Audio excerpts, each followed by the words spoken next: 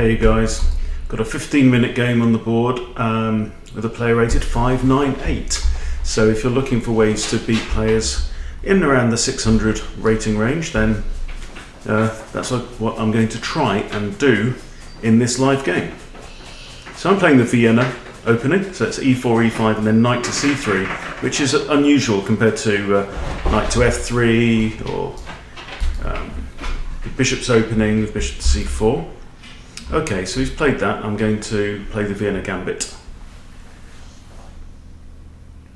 So I'm not specifically trying to crush my opponent too quickly in this, but it's a perfectly valid opening, so why not go for it? Okay, that's a decent defense. I could capture, and then I've got the two central pawns. There's no risk of the queen coming out to h4 yet, so I don't have to play knight to f3. I can play this now. The pawn will probably recapture, and then I can get nice central control. Oh, okay. That's interesting. So ideas. Block with the bishop, block with the knight. I don't want to block with this knight because it's already developed, so why move it twice? Let's block with the knight.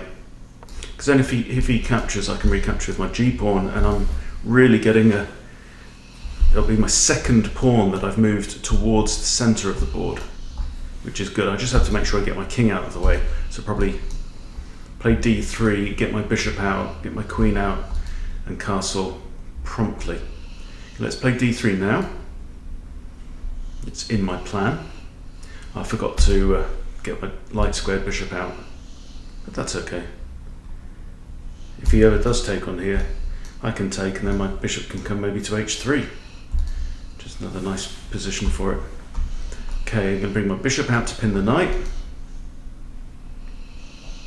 It's a more aggressive move than, say, e3, where it would only be pointing at the sides of the board, not really the key squares where the king might end up, you know. So you want your bishops on the edge of the board where they can really cover a large space. Okay. Now, this is a question. Do I retreat here and he may kick me again and then I come to g3, or do I want to come straight back to like e3 or even d2? So how good is g3 as square? I mean, it means I've got two attackers against that pawn, so if I have the bishop here and a knight there, I can have two attackers. I don't think it would be wise for him to kick again because it doesn't really achieve anything. Yes, it breaks the pin, but is moving this pawn and weakening the king side enough compensation for that? Okay, that's interesting. Right, so we've got the knights flown in. We've got two attackers on this knight, but it is defended twice. So pawn takes first, then queen takes. That's fine. I can't see the knight capturing there, so I don't have to worry too much. I could simply also move my bishop to e2 now as a third defender. Nothing wrong with that idea. Now, if I take there and queen takes, then it means that I can grab this knight, forcing the pawns to double. That might be smart. Oh no, I can't take with the knight because it drops my queen. So I think bishop to e2 looks very sensible. If he takes now, I can take with the queen and I'm ready to castle long. If he takes with the bishop there, I can just carry on, take with the pawn. This knight's still pinned, can't do anything. Now I do have the option. Okay, so he's captured the bishop, that's fine. I'm going to take that with the queen, and I've almost completed development. I can castle either way. Castling kingside actually makes some sense because my rook would come straight onto the semi-open f-file, looking down at this knight that is currently pinned. So that's not a bad thing. But it all depends whether my opponent decides to capture. I can still recapture with the queen, I guess.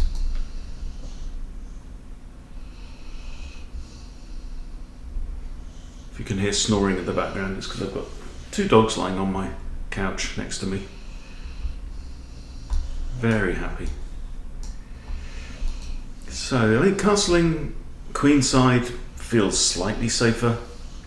One issue with castling this way is that my king is then on this very long diagonal and my opponent still has a dark squared bishop.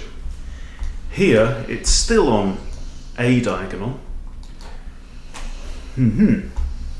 Alright, do we have tic-tacs? Let's do some tic-tacs now. Now, one idea is to play knight b5, hitting the queen there. Then if, say, queen comes across, knight has to move back and this pawn is vulnerable. Alternatively, I could castle now. I'm tempted to castle kingside, actually. Because my bishop can always dive back. Let's do that. That looks like fun. I like the idea of bringing my rook into play. If I castled this way, my rook would be on d1. So it would take another move for the rook to get towards the semi-open file. Currently this f file is the only kind of route into the game for a rook. Okay. Now my opponent has decided to castle long and he's put his rook on his semi-open d file, which is pretty cool. So I'm not going to start pushing my pawns. I'm not going to try and kick this bishop away just yet. I could dodge my queen to the side with ideas of attacking a7. That looks reasonable. It also breaks the pin on the knight. So killing two birds with one stone there. I think also it makes sense to drop my bishop down to g3 pretty soon. I mean, the knight's still kind of pinned because I would grab the rook if the knight moved. But here it's lined up with the queen and it's lined up with c7, which is maybe a vulnerability for black. I think my opponent has played some good chess so far. Alright, so we have a proposed exchange of queens now. Don't think I can block because we've got 1, 2, 3 attackers and only 2 defenders, so that's no good.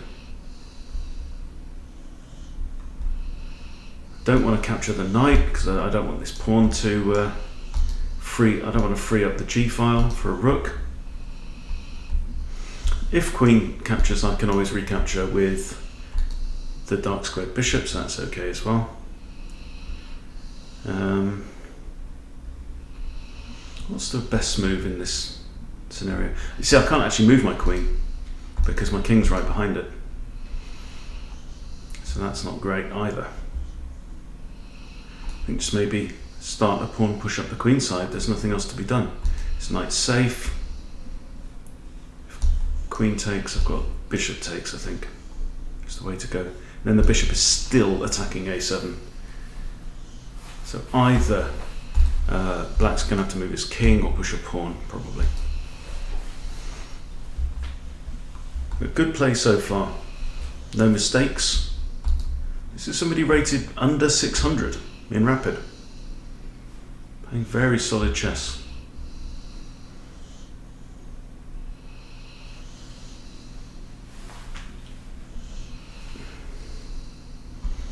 I like the fact that the knight's still pinned. Okay. I think that's just pretty much forced. I mean, there was an option of captures, bishop captures, but then I'm giving away a pawn of material and opening up the h file. I don't want to do that. I'm in no hurry to do that. It means I also now have 2 attackers on this pawn. That could be good. So let's say knight takes. The knight's then looking at f7 with a potential fork on both rooks. That'd be awesome.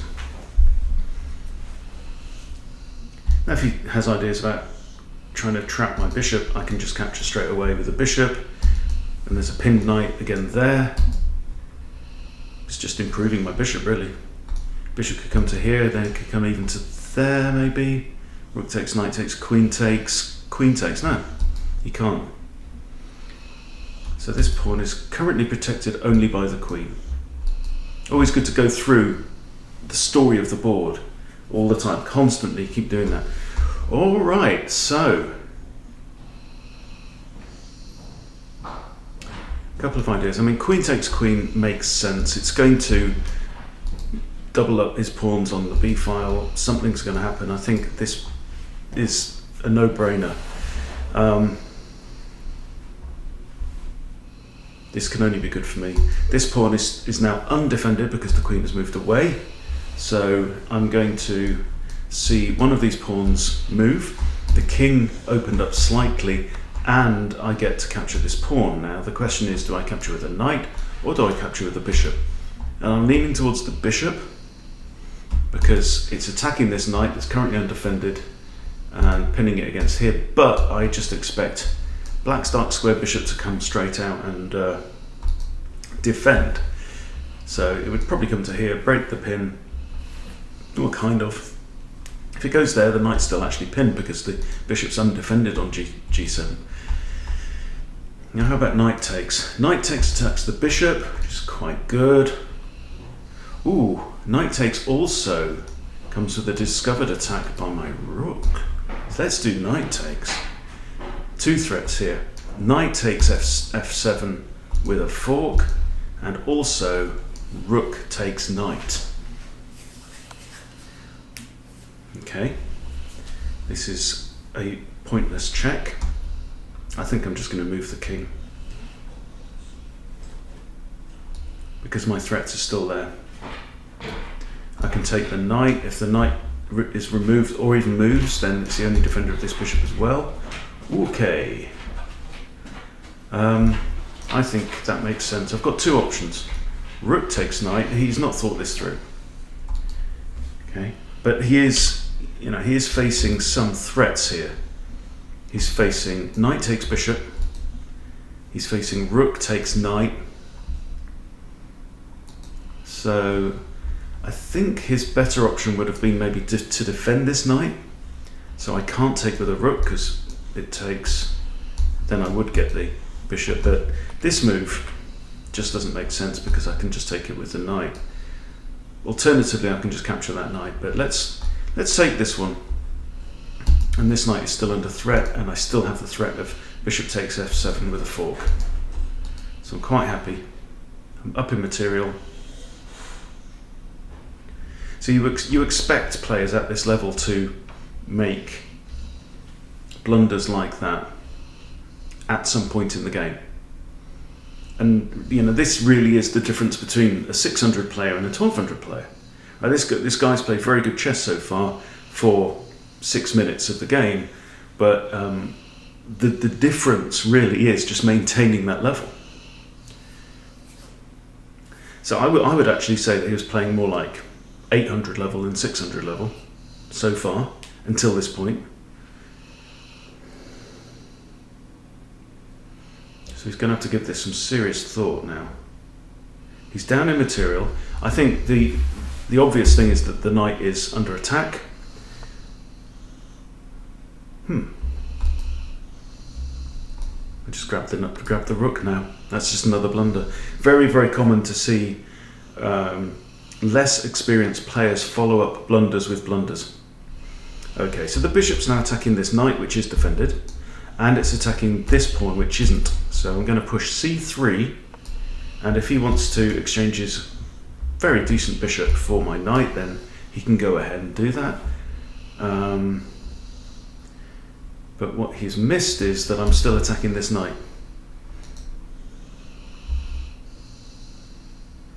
So I can capture the pawn and threaten the rook, or I can simply take the knight off. Let's just take the knight. Take the knight off sounds like something your boss would say. Now I need to be a little bit careful I don't lose my rook to the bishop. So the knight's, I've actually pinned my own knight with that move, but hey, I could always grab the pawn, attack the rook, and then if bishop takes rook, I've got knight takes rook. Okay, he's captured. I'll recapture with the bishop. Now let's start colouring in undefended pieces. So we have two undefended pawns right now. On my side of the board, I also have two undefended pawns. But this is not a big worry. Okay, let's capture this pawn. Ooh, hello. Now this comes with a discovery on the rook, right? So is there anything more evil I can do than that? I don't think there is. It's worth just grabbing the pawn. I don't think there's any mileage in kind of hanging on to that tactic for later, because it's very likely that that rook's just going to move somewhere now. I mean, black's only got 2 pieces on the board, and now 5 pawns. So he's in a lot of trouble at this point. He's down a rook and a bishop and 2 pawns.